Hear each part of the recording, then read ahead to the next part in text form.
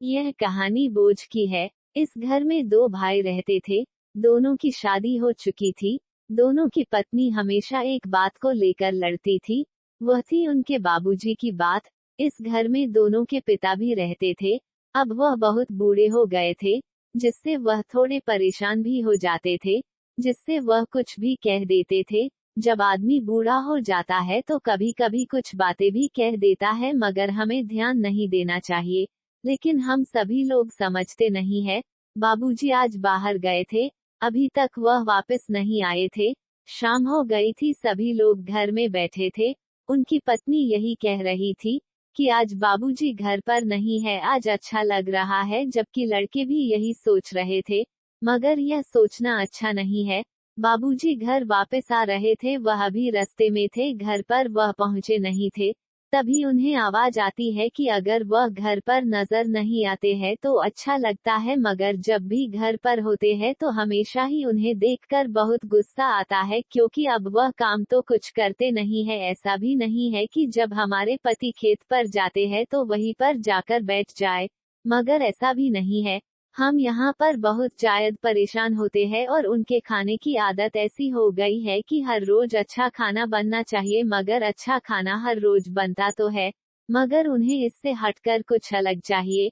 हमसे ऐसा नहीं होगा। तभी बाबूजी घर पर आते हैं, वह सभी चुप हो जाते हैं। बाबूजी बैठ जाते हैं, उनके लिए खाना बनता है, मगर वह जानते हैं कि आज उनके पीछे यह बात कही जा रही थी। तभी वह खाना खाते हैं। उसके बाद अपने दोनों लड़कों को बुलाते हैं। वह दोनों आते हैं। बाबूजी कहते हैं कि मुझे यह हर रोज अच्छा नहीं लगता है कि तुम मुझे लेकर बात करो। ऐसा करो कि कल तक मुझे यह बता देना कि मैं किसके साथ में रह सकूंगा। कोई तुम दोनों साथ में नहीं रख सकते हो।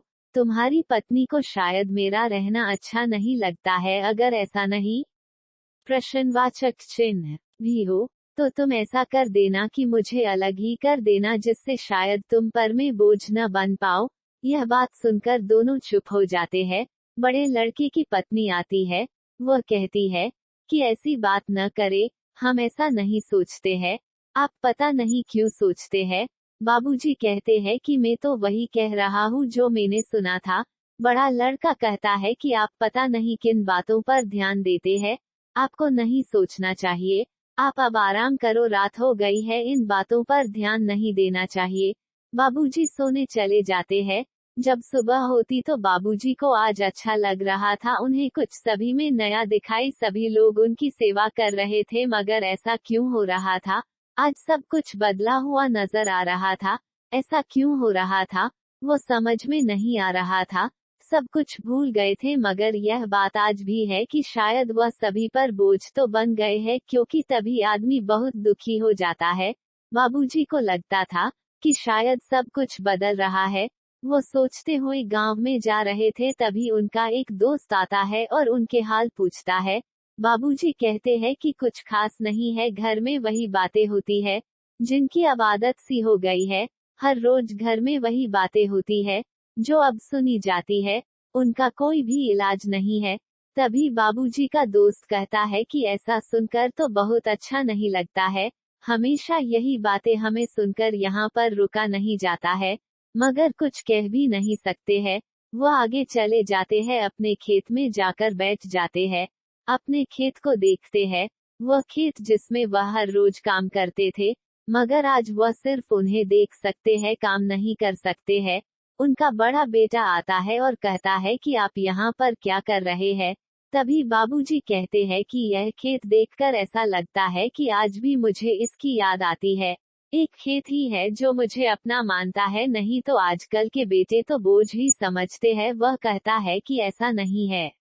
आप कुछ ज्यादा बातों को लेकर सोचते हैं, जिसका प्रभाव बहुत गहरा भी पड़ता है। आप बहुत कुछ सोचते हैं, जिसके बाद आप कुछ और ही मतलब निकालते हो, जबकि ऐसा नहीं होना चाहिए। कुछ देर तक बातें होती है, उसके बाद शाम हो जाती है। दोनों साथ में घर जाते हैं और शायद अब गुस्सा भी खत्म हो जाता है। आज कोई भी गुस्सा नहीं कर रहा था। बाबूजी को भी अच्छा लगा रहा था। शायद अब वह भी उनकी कमी को महसूस करके उनके पास आ रहे थे, जिससे कभी भी कोई झगड़ा नहीं होने पाए। ऐसी तरह हमें भी अपनों के साथ में रहना चाहिए। शायद इससे वह कुछ समझ सकते हैं। यह कहानी अगर आपको पसंद आई है तो आप इसे शेयर जरूर करें और हमें भी बताएं।